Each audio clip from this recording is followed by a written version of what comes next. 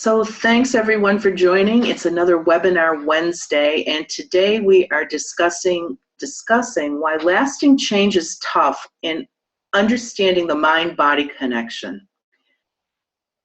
I'm Eva Lewandowski. Most of you know that. I'm a certified life coach, certified EFT practitioner. I also spent 30 years in corporate America. I'm now a speaker, and I co-host a weekly radio internet show with my husband, Corporate Talk with Charlie and Eva. I'm also the co-founder of the VisionOp Group, LLC. And I coach people on many things. One of the things I coach on is stage fright, but I also coach on just life in transition coaching. And today, I wanted to talk about change because I know how hard change is, and I've really worked hard on this presentation today. I worked hard on all of them, but today was extra tough because I wanted to get so much information in such a small amount of time that would make it easy for you to digest, but yet give you a real understanding as to why changing can be so hard sometimes. So let's just start first by talking about why change. You know, sometimes we change because we want to. We want to make a change. Maybe you're not comfortable at your current weight. Maybe you're not getting noticed at work, or your relationship could use some spark, or you want a relationship. All of those are, you know, things that you want. So you want to make some changes. And other times you have to change. You know, you lost your job and you can't find anything new in your field, or you have a health crisis. You know, you went to the doctor, you have a health crisis. You have to start making some changes in your life. Or maybe a number of people are telling you that you're too negative to be around and you're losing friends. So you want to make some changes there. You maybe want to take on a more positive attitude. And you know, the final one is you might be having a little too much white wine in your Wheaties. Another good reason to change. So there's always a number of different reasons to change, but we have our wants to and we have our haves to. A little bit different, but still change is change. So let's take something where you wanted to change. And here's what typically happens. I know this happens to me quite a bit too, right? You know, none of us are perfect. So week one, you're on track. You're excited, you're motivated, you're doing it. It's been a challenge, but you're feeling good, right? You're feeling good about moving forward. Week two, things start getting a little tougher. You're still somewhat motivated, but your willpower is starting to wane. You know, it just starts to all feel a little bit too hard. And, you know, week three, if you're still going, you start hitting the why bother point, right? Why am I even bothering trying to do this? It's just too hard. You start slipping, you start falling back into old habits. So I wanted to talk a little bit about why that is, why that starts to happen. And it's more than just the way you're thinking about things. It's the difference between being in balance and being out of balance. And on this graphic was originally created for a presentation, but it's really just talks about cognitive behavior and what happens. So if you think about cognitive behavior, you have a situation.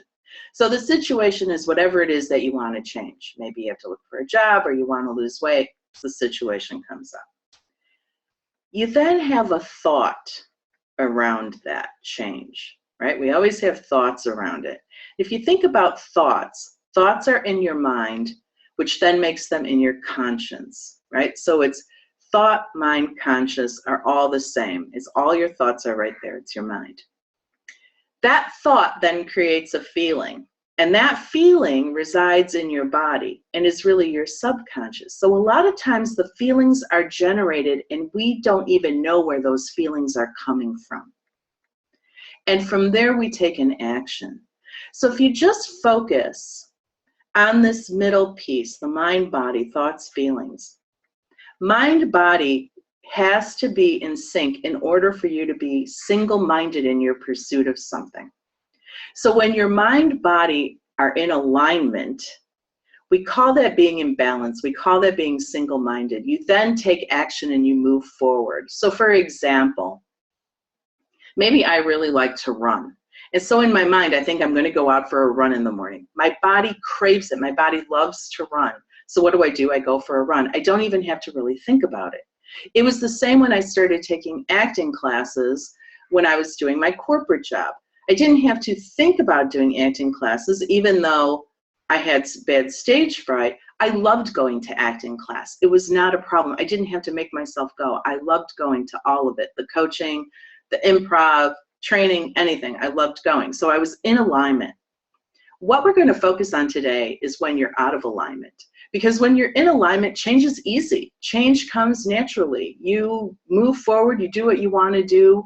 That's when you see people that, you say to yourself, wow, she's really on her game. Or he's really on his game. He's moving forward, he's doing it. But what happens is a lot of times we become out of balance. And you'll say to yourself, I want to, but then all these feelings start coming up. And these other thoughts start coming up, like I'm not ready, I'm not good enough, I'm never going to be able to. It can't be better than my family sometimes. So there's a whole lot of things that can be working against us. This would be considered out of alignment. Your thoughts are saying you want to do it, but you start getting these feelings in your body. So this is why this happens. So when you're in balance, your mind, body, your thoughts, feelings, your conscious, your subconscious, all aligned, you're moving forward, just like we were talking about. But I want you to also think about here, when you think about being in balance, the balance doesn't necessarily have to be good, right? Addiction is one example of when you're basically in balance. Your thoughts are, I want to drink. Your body says you need to drink. You go and you get a drink. Right? So you're in balance there. You're moving forward. You're getting what you need, but it's not necessarily a good thing. So balance can be good or bad. It just depends. It's the same thing when you're in a relationship and you keep finding yourself being with the same people all the time. It's because you have a comfort level about being with that certain type of person. You're in balance there. When you go to find a different person, it tends not to stick because you find yourself being out of balance again. You're not comfortable being in that place. Right? So a lot of us have that. Most of us have that, someplace or another. And what I want you to really, really remember is that if you're not aligned, your body will always win, because your body starts kicking up chemicals to make you stay in the same place. Your body wants to stay in the same spot. It doesn't want to change. So you really want to think about that your body always wins. So the main takeaway here is that, again, your body will always win. So we're going to talk about how you can shift that, how you can start shifting those feelings to help you get your body in alignment so you can start moving forward. This is what keeps us stuck. And the second big takeaway here that I want you to remember is that change always creates discomfort. If you're out of alignment, you will always have a period of discomfort. There will always be fear. There will be anger about having to change, or there will be depression, or you'll get tired, you'll get sluggish, you're not going to move forward. There's always going to be some kind of discomfort until you get yourself into alignment. So that's why if you can get a little comfortable, annoying as that is, with the discomfort, you can start making shifts which help move you forward. That's why, if you're trying to get off sugar, if you can just stay the course for about a week, those cravings start to dissipate and you find yourself going the other way. That when you do eat sugar, you don't feel good then. Or if you don't go to the gym, you don't feel good then. Or if you're not moving forward with your business, you don't feel good then. But you first want to go through that discomfort to start taking the action to move those feelings into your body. We're going to talk about that more. So let's take an example. And I was talking about sugar. So day one, you've got the situation, you've decided to give up sugar. And on day one, your thoughts are, it's time to let this go. I don't feel great after I eat it. Plus, it'll help me lose some weight, blah, blah, right? Then you get the feeling. You start feeling empowered. You're feeling good about this, right? Yeah, I do want to make this change. Your body's feeling pretty good. You feel good about it. So the action is you stop eating sugar for the day. Now your body starts to feel some discomfort around it. The situation is you stopped eating sugar. It's day two. But your body can start feeling either depressed, angry, you might get a headache, you might get the cravings that are over the top, then your thoughts start to come in, I want it, how can I go out to eat, sugar is everywhere, I can't do this, you just start going crazy. So there's a couple of different actions you can take, and there's many different actions, but for this example, we're going to give two. You can either override your programming, so you could go get some support, keep going, kind of talk to yourself through it, and say, I know that there's discomfort, but I know if I keep going, I'm going to be okay. Or you can, let your body win and start eating again, right? Eating sugar again. So I just want you to remember, I know I keep reiterating this, but it's really not a matter of willpower. It's not a matter of willpower at all. It's the fact that your body is fighting you. It's fighting you like crazy. And it needs a fix. It's creating chemicals. It's releasing chemicals. It's making sure that you hang on to that old habit. So everywhere you look, there are donuts, cookies, candies, mochas, cocktails. So it just seems like there's no relief. And the withdrawal may also be emotional, if you're trying to make an emotional shift. If I'm not angry all the time, then who am I? I don't know what to be if I'm not angry. Or if I'm not smoking a cigarette, what do I do with my hands? This is really annoying. I'm bored now. I don't know what to do with myself. I was comfortable with being depressed. I don't know how to be happy, right? So again, I'm talking about that there's this discomfort there when you're making a change, even a good change. So what's going on? I just wanted to help myself. Now I feel worse than when I started. This is worse than when I started. I don't even know why I bothered doing this. So you want to understand, again, that your body is fighting you, and even the people in your life may be fighting you after a while. If they see you losing weight and they're a little overweight, they might start sabotaging you. Oh, no, it's okay. Just have another bite of this. Or no, I forgot to throw the cookies out like I said I was going to do. Or you don't have to go to the gym. I need you this morning, right? People start fighting you as well as your body. So it gets really, really tough to make a shift sometimes. And again, you're out of balance.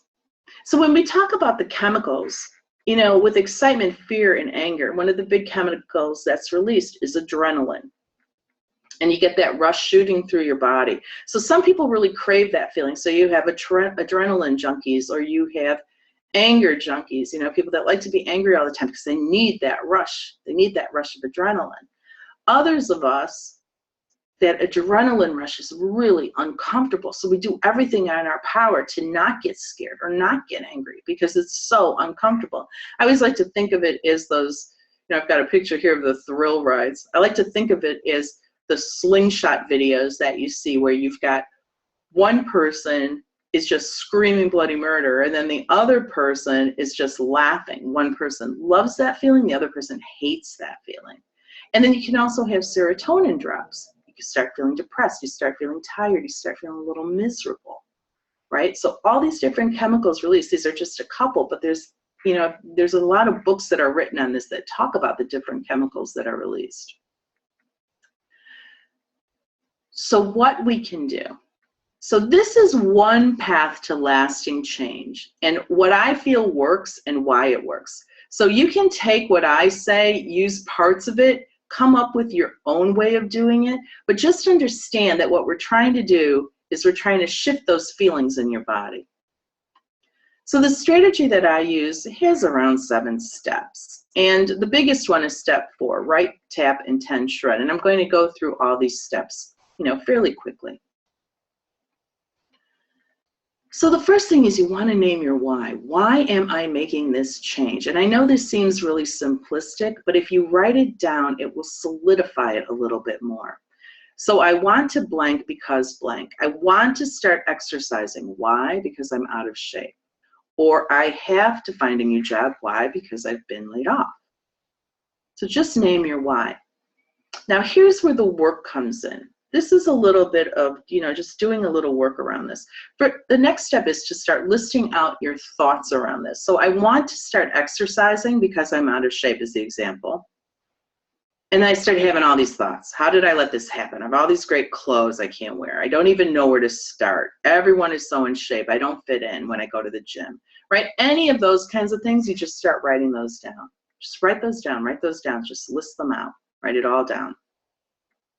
And the other example what we have is, I have to find a new job because I was laid off, and the thoughts can be, I'm such a loser. What will I tell my friends and family? I don't want to meet new people. I haven't looked for a job in years. I don't want to start now. This is all around, looking at ways when, change is hard, the negative thoughts that we have. So you want to be as honest as possible. List as much as you can think of, because this is only going to be for you. So it's only going to be for you to look at. Now, when you have those thoughts, also start looking at the feelings that come up.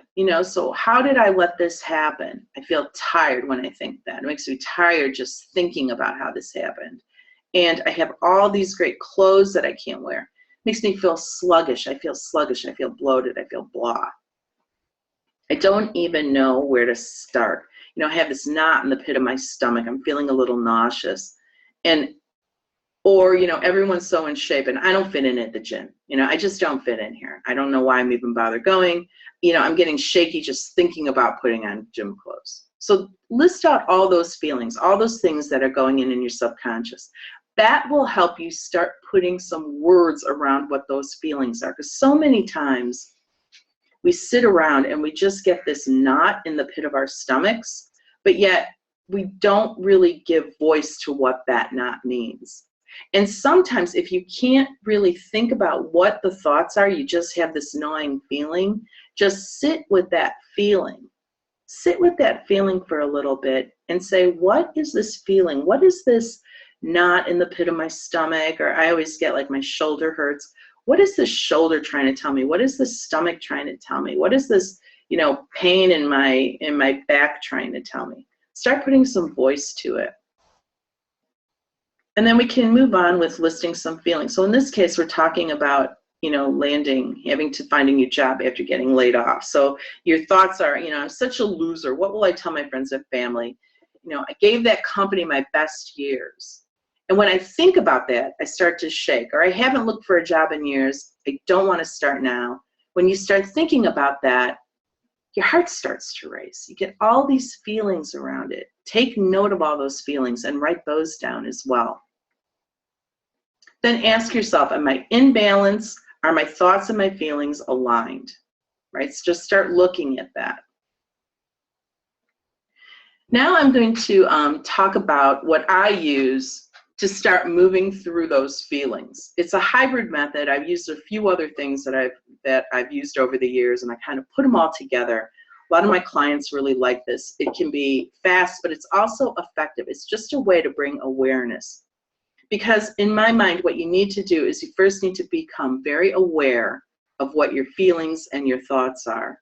Then you want to release some of those negative feelings so that you can start taking some action. And then the action will then turn around and create new feelings in your body. We always have to take some kind of action in order to start moving through the feelings in our body. Action always helps. So, you start not eating sugar, you start feeling better after a while. You go to the gym, you start feeling better.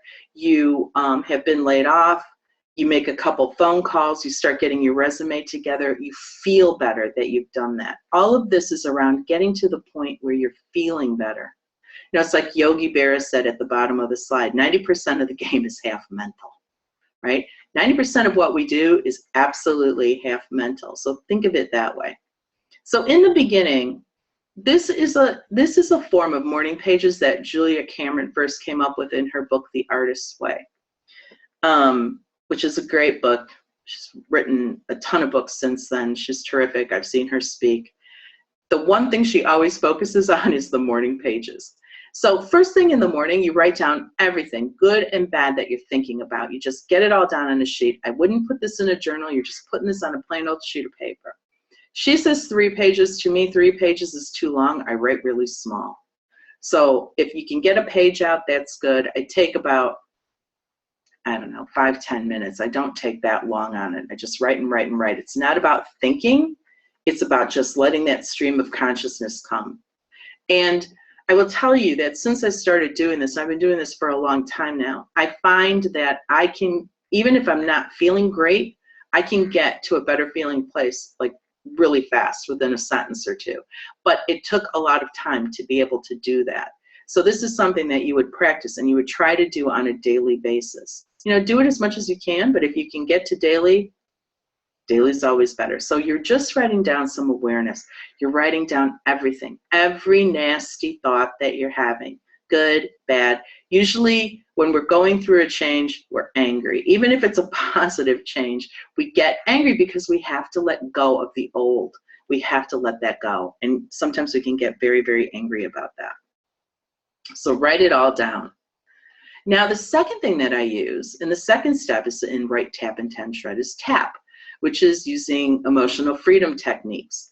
And I do have a video on this out on YouTube, how to actually implement using emotional freedom techniques. There's a lot of different videos out there. EFT Universe is a good resource, and the Tapping Solution is a good resource. You can learn how to tap very, very quickly. The thing with tapping is that a lot of people, especially law of attraction people, are worried that when you're talking negative thoughts, that you're actually solidifying those thoughts. And that is not the goal of emotional freedom techniques. The goal of EFT is to release that negativity from your body. It works on the meridian points, just the same as acupuncture does. This is really considered a form of emotional acupressure. So you're just tapping on these different points on your body as you're saying the thoughts that were coming up in your writing. So you take that writing that you just did, and I sometimes even highlight. And I highlight the pieces that are really negative and are sticking out, and I just start tapping on it. If you want, you can take a level to say, like, when I think about this, I just get so angry, and it's at a level 8. Just to see, because sometimes tapping can be very subtle. So you just want to see how much that feeling has come down. So if you take a level on it, tap on that issue a couple of times, and just see with a couple of rounds of tapping, and just see what that number is after you're done. You can see if you're making progress. But sometimes if I've got a lot, I will just tap on all of it. You know, if I'm really angry about something and there's all these thoughts coming up, I will just tap and tap and tap. And a lot of times what will come up is you will start hearing voices from your past as you're tapping. And this is a perfect time to take some of those memories and tap on it. Tap on all those different aspects. This is also a good place that if you have a memory that is really bothering you, this is a great thing to work on with a practitioner. I've had a lot of people in my practice that have come to me with a specific memory, and we've tapped on it, and they have literally released it. And I found that myself when I worked with a practitioner on some old memories that were coming up. Tapped on it, and it was very, very intense. Those sessions tend to be very intense, but they're also very cleansing, and you just do not think about those memories the same way anymore. You will think about them, but it won't have that same buzz. So tap on those issues. I always say that like 5 minutes is a good chunk of tapping. You know, you can go longer if you're feeling it, especially if you get triggered by something and you're feeling like, you know, I'm so angry, or I'm so scared, or whatever it is that came up. Just keep tapping on it. Just keep tapping on it then. But 5 minutes typically is enough. Just start tapping until you feel a shift, until you start feeling better. And then after you've done that, after you've cleared some of that out, in the beginning, you'll probably tap longer than you will later on. So if you need a little bit of extra time, give yourself that extra time. But tap till you feel better. And then you can end that tapping session with a positive round. So as you're tapping, you can say, I'm doing great. I will just keep going. I know I can do this. I'm feeling better already. This is all a way to shift the way you're thinking, and then to shift those feelings in your body, to start releasing it. That's really what our goal is just to start shifting what's in our body and shifting our thoughts along with it.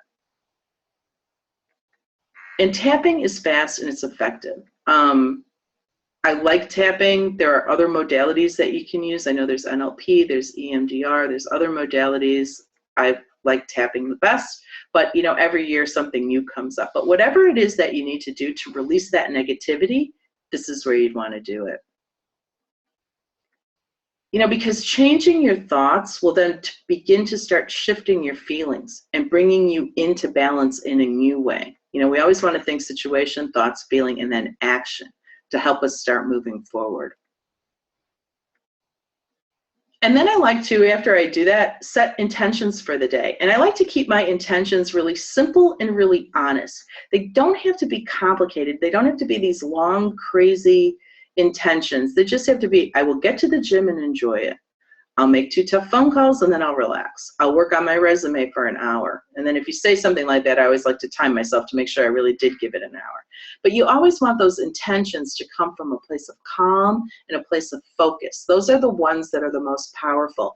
Intentions that come from a happy, loving, joyful place tend to really happen, right? So that's really what we're looking at. Just set the intention for the day. What do I want to happen today? Sometimes our intentions can be big, other times they can be small. But whatever it is that you want for the day, now is the time to do it when you've gotten yourself grounded, you've tapped, you've written, you're just feeling a little clearer, a little happier. And then the final step is to take all of those pages and just shred them. Shred them, because you don't want anyone to even look at them. And this is a step that so many people, when I've asked them to journal, they really, really are afraid to do it. And then they kind of give a sigh when I say, just shred those pages. We're not going back to that negativity. The intentions can be on another sheet, but those morning pages where you've got all the negative stuff, shred it. You don't want anybody looking at it, and you don't want to go back to it. We're moving forward, right? So shred. I've got a shredder right next to my desk. I just throw stuff in there and get rid of all that negativity.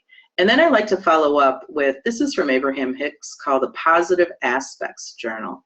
And this is just, it's kind of a gratitude journal, but I like positive aspects a little bit better, because even though it's a negative situation, you can always find the positive behind it. So let's say it's around, letting go of your old job. You got laid off. You might say, honestly, I really wasn't happy there.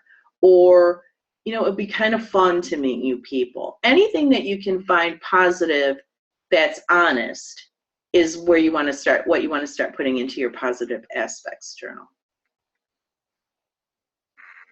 Now throughout your day, it's all around changing your thoughts. And I know that these slides are just a little wordy, but it's all around changing your thoughts. And what you hear a lot is, well, if I just come up with a new positive thought, it's not really the truth. Well, I've got news for you. Your old negative thoughts aren't really the truth either. Thoughts become things. So at first, some of these thoughts may not really resonate, but you will get used to it. And all this is, it's like a daily mental workout. As you're going through your day, every time you shift into some negativity, see if you can turn it around to something just a bit more positive. And I've just given some examples here. So, how did I let this happen? You could just say, well, I've just been so busy, I just didn't make the time, right? Or I have all these great clothes that I can't wear. Well, I'll fit into these clothes again, or better yet, I'm just going to go get a new wardrobe. So you're just kind of mentally shifting this throughout the day. It takes practice. If you're not used to it, it takes practice. But whenever we want to make any kind of changes at all, we have to practice, right? We have to get ourselves into a new way of being, a new way of thinking. All of that is a daily practice. And all you have to do is just shift it in your head mentally. Look at the brighter side. As they say in LOA speak, Law of Attraction speak, start reaching for a better feeling thought throughout the day. You just start reaching for a little bit better feeling thought. It will start shifting your body. That's what really affirmations are about. I am thin, I am rich, I am whatever. You start really listing out, that you're already living this reality now, and it will come to pass. It just is that daily, every single day, every single moment. If you think about it, just start shifting to a better feeling thought. And it's just, I just put more of that here when it comes to finding a new job. So, your old thought might have been, I'm such a loser. What will I tell my friends and family? Well, your new thought can be, it will be hard, but I can tell them. The truth is, I was starting to really hate my job. Or I don't want to meet new people is the old negative. The new one is, I've always been able to meet people easily. Or an old thought is, I haven't looked for a job in years. I don't want to start now. A new thought can be, there are so many resources now, I can ask for help. Just again, every time a negative thought creeps in, shift, shift, shift. See if you can reach for the better feeling thought. It's just the little drip, drip, drip all throughout the day. And the other thing is get support. I mean, if you're having trouble, find an app, get a support group. There's a lot of us coaches out there. Give me a call. There's online groups, there's books, anything that can kind of motivate you a little bit and get you into a more positive mindset. And the other thing is, keep it light.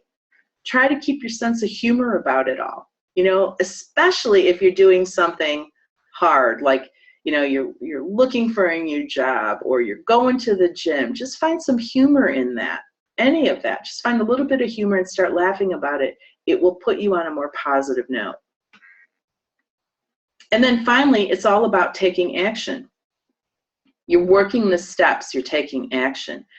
You're making the phone calls, you're going to the gym, whatever it is, the shift that you are looking for to do, you just want to take action to move in that direction. And that too will start shifting the feelings in your body. Just show up to the journal, to the page, to the gym, it all resonates.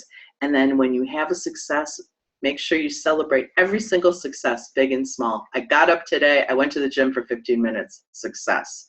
I worked on my resume for half an hour, success. I wasn't negative to my mother-in-law when we were on the phone, success. Celebrate all of it. And I wanted to give you some resources too, and some really good books that talk about this whole mind-body connection are The Emotion Code by Bradley Nelson, Letting Go, The Pathway to Surrender by David Hawkins, and he was the one that wrote Power versus Force. This is a really good book, and I think it's only $1.99 right now on Kindle. They just released it. And Feelings Buried Alive Never Die, and Joe Dispenza, Breaking the Habit of Being Yourself is a great book. All of these are good, and Feelings Buried Alive Never Die is really good too. So these are all really good resources. And for these replays, they're all up on our YouTube channel at the VisionOp Group LLC under Webinar Wednesday. I also have different blogs that talk about change and different other topics on charlieandeva.com.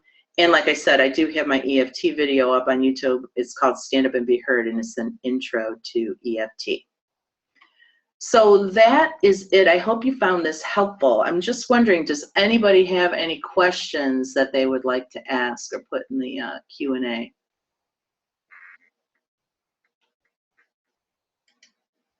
And I'm going to say it again, and I know I've been saying it a million times. Just remember, your body always fights your mind, and you can start shifting those feelings in your body. You're going to start shifting the way your body feels. You're going to start shifting your thoughts. And then you're going to be able to make that lasting change. Well, hang on a second. Thank you. Thank you, Mary.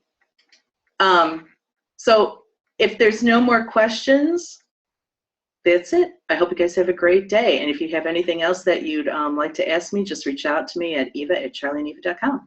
Thanks.